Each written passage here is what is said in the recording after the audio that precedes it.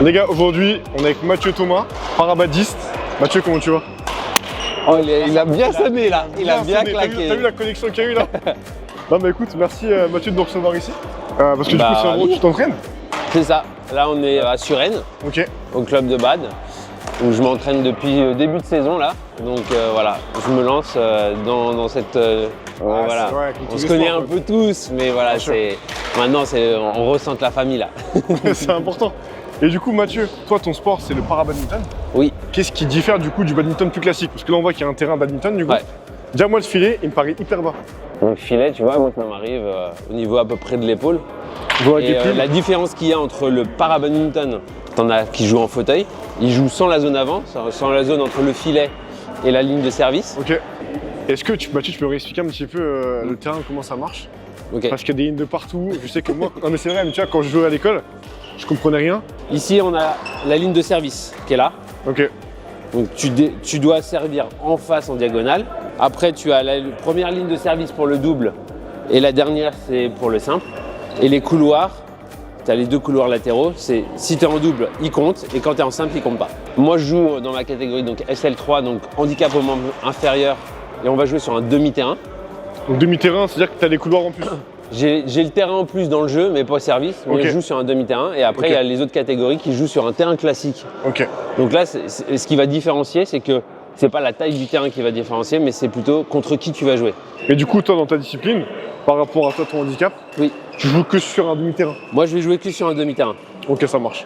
L'objectif, c'est moi que je m'entraîne sur demi-terrain, parce que derrière, je vais jouer en compétition sur demi-terrain.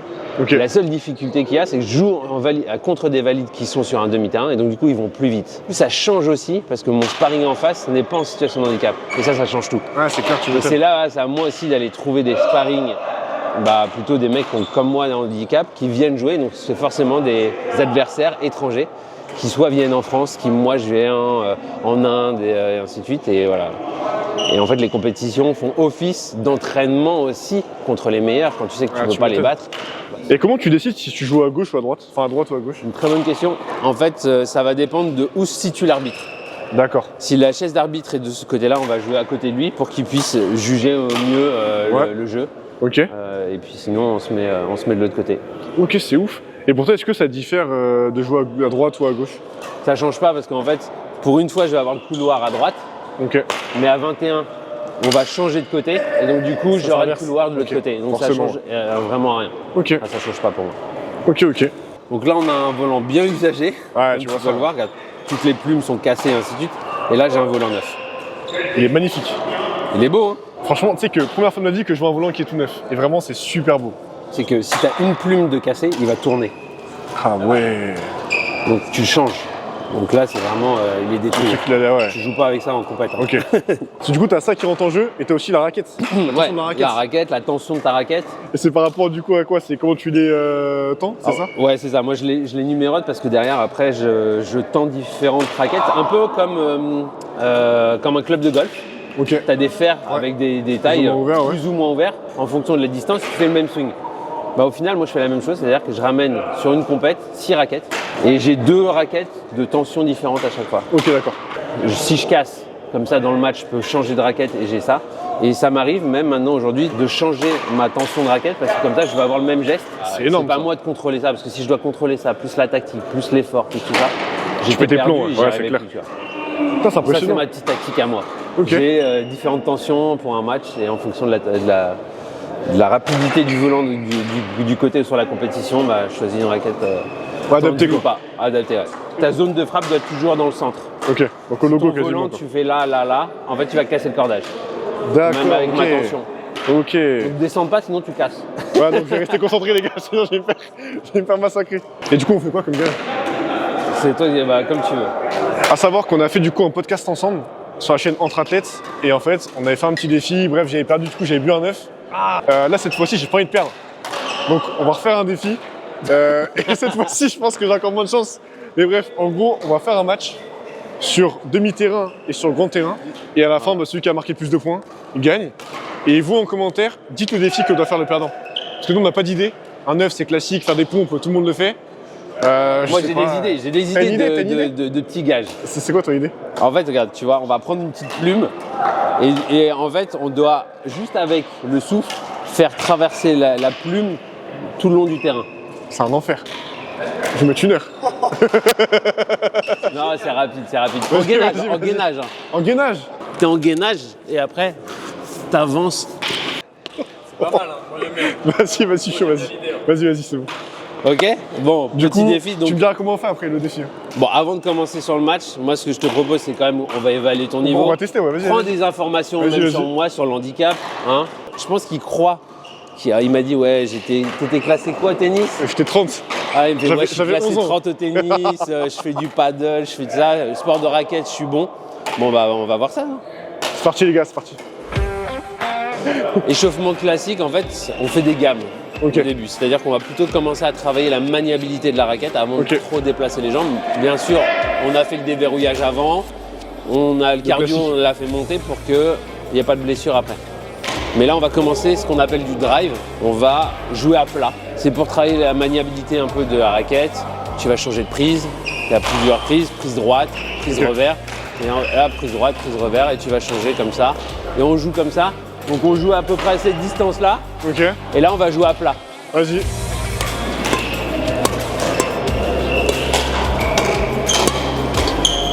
Alors, toujours ta raquette devant. Voilà.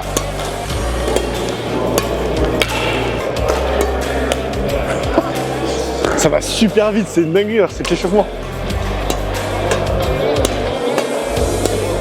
Eh, ça progresse là déjà. Voilà. Du coup, maintenant, ce qu'on peut faire, c'est avant de frapper fort, Et je défends. non, tu vas descendre ton volant. Moi, je vais ok. tout relever, d'accord? Tu vas être fond de cours, tu vas redescendre le volant ici. Ah, j'attaque. Ouais, mais toi, t'es fond de cours. Je Ici. vais envoyer les volants, voilà. Le fond de cours, c'est dans la zone là. Ok. Moi, mon objectif, c'est de t'envoyer les volants là et toi, tu redescends. Vas-y. Alors, viens prendre devant et tu vois la trajectoire de ton volant, il faut qu'elle descende Ouais, faut que descendre, j'arrive pas là. plus vite parce que si tu me laisses trop de temps, Ah, tu me dis, ouais, tu me. voilà, ça c'est mieux. Bien.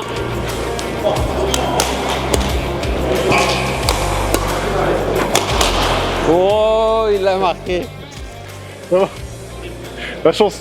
Tu veux faire toi aussi? Vas-y, je vais redescendre le volant et toi, du coup, tu vas, dès que ça descend, tu relobes. Ok.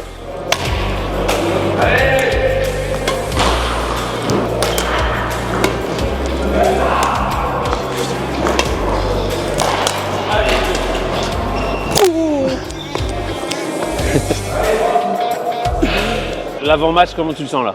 Je vais prendre 21-3, 21-2, j'annonce. Si je fais 21-5, c'est un exploit.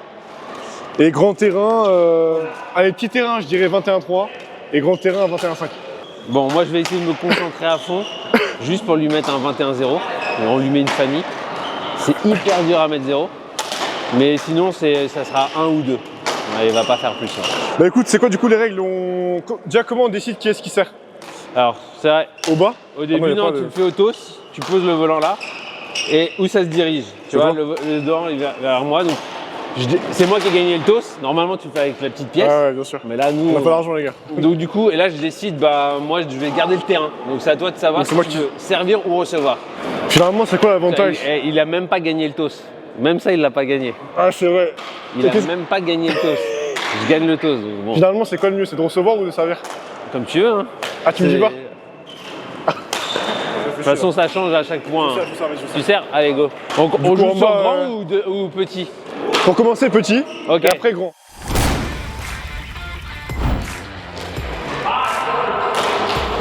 Les gars, je vais le défoncer. Je vais le défoncer. Là, il pense qu'il il m'écoute pas, là. Il pense qu'il a gagné. Je pense que petit terrain, je vais perdre. Mais grand terrain, je lui mets 21-5. J'annonce. Allez, direct. Ah, rien qu'au service déjà. Non, non, 2-0, 2-0. 2-0.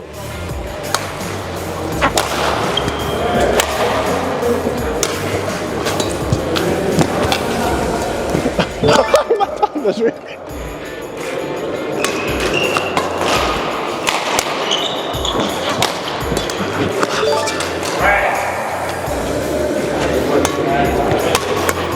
Ah Ah, mais putain, frère, ça va trop vite. Ah, mais putain. Je panique. Attends. 6-0.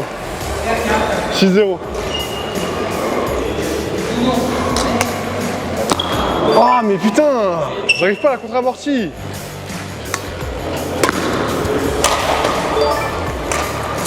Y'a pas d'échange, hein. 8-0.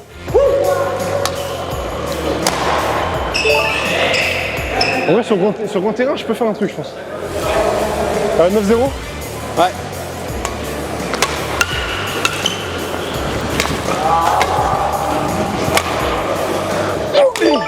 Oh la vache. Ok, il a failli marquer le point. Là, dans sa tête, il est pas bon. Là.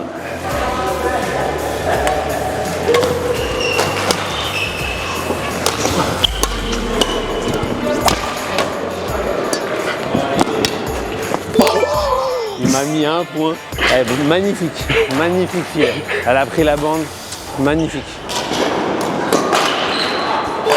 Oh. 13-1.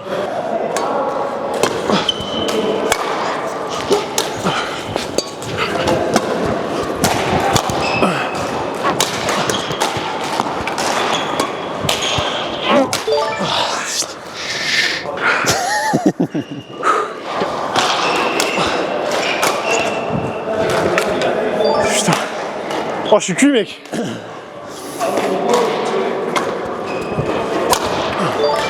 Ah, c'est relou. 16-2.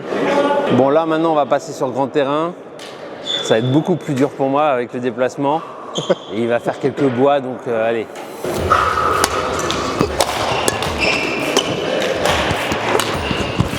Oh, mais quel débile. Bien joué.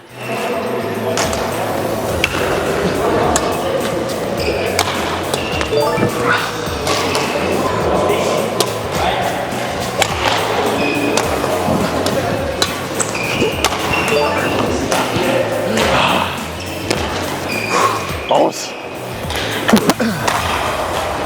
2-1. Dehors. Ah, mais Quentin, applique-toi. Putain.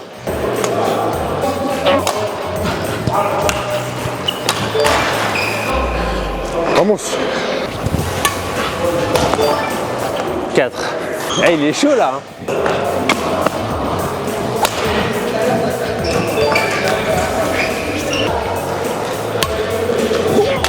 Ah, mais Quentin, applique-toi.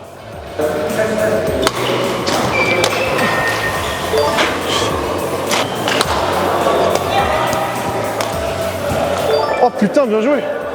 Oh la vache.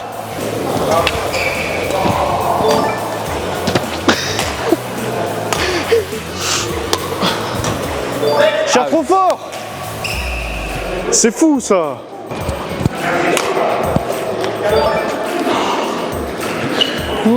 Merci.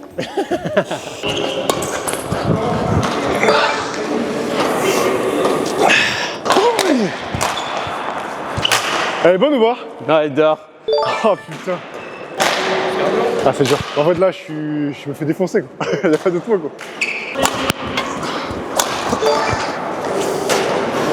Putain, je joue que sur lui con. Je suis débile. Voilà frère.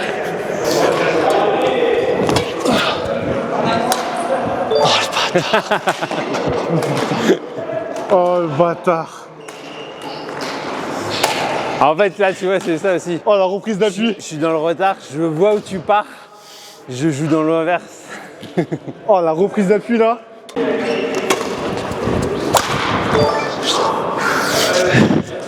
« 28. »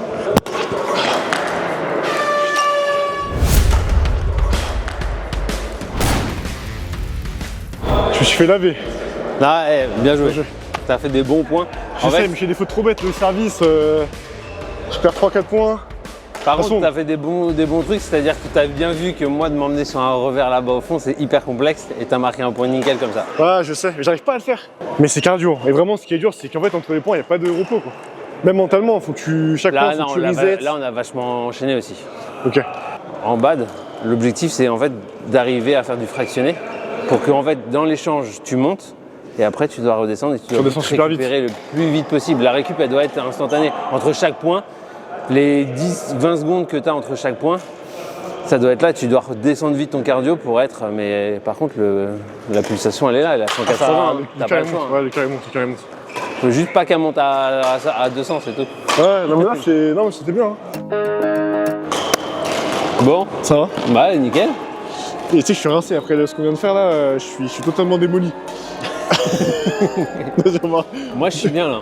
T'es bien? Ouais, je suis bien. T'as pas transpiré quoi? Non. T'es coiffé mieux Pareil. que. Ouais, pareil. Mieux qu'avant. Moi, je suis décoiffé, j'ai une gueule. J'ai eu un cancer moi à l'âge de 17 ans, une tumeur cancéreuse et en fait ça m'a laissé un handicap à la cuisse droite. Et du coup, quel est ce handicap? Parce que là, visuellement, c'est ça qu'on voit pas forcément. Ok. Et du coup, tu parles souvent aussi d'handicap invisible. Parce que justement, on ne voit pas forcément à l'œil nu. Mais concrètement, toi, au quotidien, qu'est-ce que ça impacte? En fait, le handicap, c'est qu'aujourd'hui, j'ai une paralysie de la cuisse droite. Et d'ailleurs, là, on voit ça, que t'as pas de. Là, on voit, j'ai plus de quadriceps. Donc, dans le quotidien, c'est monter des marches, réellement, la fatigue, parce que tout est sur la jambe gauche. Donc voilà, c'est ma jambe gauche qui prend tout, donc fatigue bien musclée, la jambe gauche, un peu plus. Ouais, un peu. Elle est bien. J'ai plus trop le choix. Et après, quand tu parles de handicap invisible, c'est que là, tu vois, je suis en short, j'ai tatoué ma jambe, je la montre aujourd'hui, mais de mes 17 à mes 30 ans, je l'ai caché. J'ai tout fait pour remarcher normalement, pour pas que ça se voit. Je montais les marches en dernier. Voilà, c'est tout ce qu'on pouvait assimiler à mon handicap, je le dissimulais sous le pantalon et j'avais pas du tout envie d'être considéré comme une personne en situation de handicap. Parce que pour moi, le handicap, c'est t'es plus capable d'eux, c'est même dans le regard des autres, de dire un peu de pitié, de dire ah mon petit, la petite main sur l'épaule, de dire ah ouais, tu vois. Et ça peut être très bienveillant, mais cette bienveillance, j'en peux plus. Et j'ai envie d'être égal à l'autre personne et je veux pas que mon physique te fait croire que je suis faible par rapport à ça. Et tu vois, c'est que dans la perception des autres. C'était quoi un peu les étapes qui ont fait que maintenant tu as réussi à l'accepter? Et la preuve, tu as même tatoué ta jambe. En fait, c'est très juste ce que tu dis, c'est dans le sens où aujourd'hui, moi, j'aime pas parler de handicap, mais plutôt de singularité, parce que je trouve que déjà le mot handicap, il est encore trop connoté péjoratif. Ouais, je suis d'accord. Ouais. Ou vraiment un peu ce côté ah mon pauvre petit personne handicapée, personne faible, tu vois. Donc du coup, singularité, on en a tous. Et une partie de ma singularité, c'est mon handicap. Grâce à l'handicap, j'ai découvert qui j'étais, encore plus parce que j'ai dû aller dans mes retranchements et ainsi de suite. Et donc du coup, moi le handicap, ça m'a révélé qui j'étais. Je me présente tout à l'heure comme sportif de haut niveau, mais c'est un de mes métiers. Je suis aussi conférencier, je suis papa de jumeaux. Ouais, tu fais beaucoup de choses quand même. Je fais plein de choses et en fait, c'est tous ces traits de ma personnalité, de qui je suis, de comment je fais. Et aujourd'hui, j'ai tout mis au cœur. Et tu vois, dans le podcast, c'est une question que je n'avais pas posée. Mais parce que là, actuellement, on voit tout ce que tu fais. Mais tu faisais quoi du coup avant? C'était quoi ta vie avant le BAD, etc. Ouais, avant le BAD, en fait, moi j'étais ingénieur en innovation. D'accord. À la fois dans l'électronique, dans l'informatique. Je travaillais sur le Bluetooth 1.0 quand ça venait de sortir. Ouais, je travaillais sur l'ancêtre du smartphone. Ça s'appelait un PDA à l'époque. Un PDA. Voilà, je sais pas ce que c'est un PDA. Digital Assistant. Ok. Non, mais en fait, ouais, mon métier c'était ça. Je travaillais dans l'agilité. J'étais product owner, donc chef de projet en quelque sorte. Okay. Je définissais avec les clients leurs besoins et je cherchais à trouver des solutions pour les clients qui avaient envie d'un projet fou. Je voulais innover avec eux et moi c'est ça qui me passionnait. Et entre la vie que tu as maintenant et celle d'avant, tu faisais laquelle? Aujourd'hui, je suis plus aligné parce qu'aujourd'hui je suis entrepreneur et c'est ce qui me motive le plus. C'est-à-dire, je travaillais pour des clients avec leurs projets. Aujourd'hui, moi je réalise mes projets. Ça c'est gratifiant, c'est incroyable. Je suis mon propre patron. C'est valorisant pour soi et en fait, je travaille tout le temps. Mais j'adore faire ça. J'ai plus de métier. J'ai plus un travail. J'ai un métier passion. Donc au final, je travaille plus. Je fais que ce que j'aime tout le temps. C'est ça. Je me suis mis à faire du sport de haut niveau là depuis 10 ans. À côté, je suis passé conférencier pour financer aussi tout ça. C'est génial, parce que même les conférences, en vrai, tu inspires les gens, tu racontes t'as différents sujets, tu vois. Énorme. En fait, tout ce que toi, tu as appris de ta vie, tu es là pour le transmettre. Tu es là pour impacter sur un moment très court sur tout ce que tu as vécu. Et l'idée, c'est de faire gagner 10 ans à des gens, ou même 20 ans. Ouais, c'est clair. Et moi, tu vois, le fait d'avoir caché le handicap pendant 13 ans, ça m'a appris pas mal de choses. Je dis pas que ça va leur faire gagner 13 ans ou 20 ans, mais si le déclic peut se faire un tout petit peu plus tôt. Et moi, j'aurais aimé, à l'âge de 17 ans, d'avoir un mec qui te dit que c'est possible de faire ça. Tu sais, d'avoir des rôles modèles. Ouais. Des gens, mais pas de dire c'est mon mentor, c'est ainsi de suite. C'est vraiment juste de dire, lui, il l'a fait. Moi, si je peux le faire. Ouais, pourquoi pas moi, au final. Si lui, il l'a fait, moi, je peux le faire aussi. Et je pense que ça manque un peu de ça aujourd'hui. On est tous le modèle de quelqu'un. Ouais, mais c'est vrai, c'est vrai. Et chacun à son échelle, on peut apporter les choses. Et justement, toi, si, je sais pas, tu as un jeune ou peu importe, quelqu'un qui fait face dans sa vie à un handicap, du coup une singularité, et qui au début a peut-être du mal à l'avouer, à peut-être la montrer aux gens, qu'est-ce que tu lui dirais peut-être pour l'accepter, pour mieux vivre? En fait, déjà, c'est une super bonne question et pas facile à répondre parce que derrière, tout le chemin d'acceptation, il est vraiment propre à chacun. Ce que je peux surtout partager, c'est que moi, mon chemin, il était comme ça. Et chacun a son chemin. C'est ça qui est déjà le plus important. Derrière, chacun doit monter sa montagne. Moi, ma montagne, elle était de telle manière et toi, la tienne, elle est différente. Donc déjà, te compare pas à moi. Ça, c'est la première chose que je dirais. C'est vis-toi ce que tu as à vivre. Il faut que tu ressentes quoi aussi, les choses. Ouais, et en fait, c'est pourquoi tu le fais encore. Vraiment, l'idée pour moi, c'est vraiment d'arriver dans cette vraie introspection de soi. Qu'est-ce qui me... Tu sais, limite de faire un ikigai. Tu vois, cet exercice, il est hyper puissant, mais tout le monde devrait faire un ikigai. Ça, je le fasse moi aussi d'ailleurs. Tu vois, il y a certaines... moi, ce que j'ai adoré, je pars dans tous les sens, mais ce que j'ai adoré, tu vois, c'est grâce au sport, j'ai pu voyager et j'ai découvert le Japon.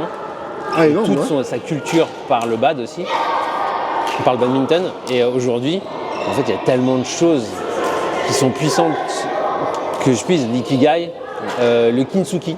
Est-ce que tu connais cet art? Non, c'est quoi ça? Je connais pas du tout. L'art, le kintsugi, en fait, c'est comment réparer de la porcelaine brisée par de la poussière d'or. Donc, tu vas réparer ta porcelaine brisée et tu vas mettre de la poussière d'or entre chaque fêlure. En fait, on devrait tous faire du kintsugi avec soi-même. C'est-à-dire que les choses de la vie te brisent et tu vas te réparer. Mais tu vas te réparer de façon belle. Tu vas prendre soin de toi. Toutes les épreuves de la vie sont là pour te réparer, pour te sublimer. Et à la fin, en fait, quelqu'un qui n'a pas de fêlure, c'est quelqu'un qui n'est pas beau en quelque sorte, qui est trop neuf, qui est trop lisse. Au final, c'est ça qu'il faut aller chercher. Tout le monde a des fêlures. Et on camoufle, on cache tout ça. C'est vrai. Et justement, si quelqu'un aujourd'hui doit faire face lui aussi à sa singularité, peu importe, tu vois, que ce soit dans le handicap ou peu importe, qu'est-ce que tu lui dirais pour mieux l'accepter? Déjà, c'est trouver sa singularité, c'est un travail de fou à faire. Et en fait, c'est de l'introspection, c'est de prendre du temps sur soi, de s'aimer. S'aimer, c'est important aussi. S'aimer, c'est dur. C'est pas facile. D'arriver à se détacher du regard des autres. Donc de s'aimer, la première chose, c'est... En fait, les gens, ils vont vivre leur vie. Et toi, si tu as envie de vivre ta vie, il n'y a que toi. Donc pense qu'à toi. C'est pas le côté égoïste. C'est toi qui vis ta vie. Pas le côté égoïste. C'est pas de dire je vais faire ça. Vraiment, c'est qu'est-ce qui me rend heureux? Qu'est-ce que j'ai envie de faire de ma vie? D'aller chercher, c'est poser ces questions-là. Mais même aujourd'hui, avec l'IA, il faut aide-moi à aller chercher, tu vois, aller poser des questions à ChatGPT et ainsi de suite. Moi, je trouve ça hyper intéressant. Vrai. Ça doit être un outil d'introspection. Moi, je le vois comme ça, l'IA, qui te pose plein de questions pour apprendre à se connaître. Donc, on apprend à se connaître, première chose. On s'aime. On s'aime. On se donne de l'amour. Ouais. On se détache du regard des autres. Et après, ça va nous amener à cette acceptation de soi et du bon truc. Et après, c'est soyez curieux. Comme ça, on va trouver des passions. Ouais. Et dès qu'on va associer l'amour de soi avec nos passions, avec notre singularité, boum, cocktail explosif, on pète le game dans tout ce qu'on fait. Parce que tu es aligné dans tout. Et tu le fais avec amour, tu le fais avec passion et tu le fais pour toi. Tu sais, quand tu parles, je suis dans le truc là. Vraiment, je suis dans le truc. Et justement, tu vois, si ça peut inspirer des personnes, des entreprises, peu importe, toi qui fais des conférences, etc., où est-ce qu'on peut te suivre sur Instagram et peut-être aussi LinkedIn? C'est pas vraiment. T'es partout, toi? Non, pas partout. Je me concentre sur LinkedIn réellement. pour ça. Donc c'est Mathieu Thomas, tout simplement. Conférence, handicap. Normalement, on doit me trouver. J'ai un site internet, mathieu-thomas.com. Et puis après, Instagram, Mathieu Thomas, c'est pareil. Je suis le seul parabadiste, Mathieu Thomas. Magnifique. Bah, écoute, merci en tout cas pour l'accueil. Bah, merci à toi. C'était top. Et bah, franchement, ça m'a fait plaisir de te mettre une rousse. Mais en Mais vrai, vraiment, franchement, ça m'a fait plaisir. T'avais le sourire. Non, t'avais le sourire de ouf.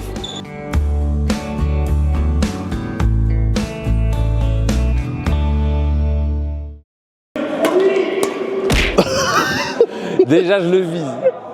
il y a écrit France. Rien que ça, mec, le charisme. Oh, le charisme dans ton dos.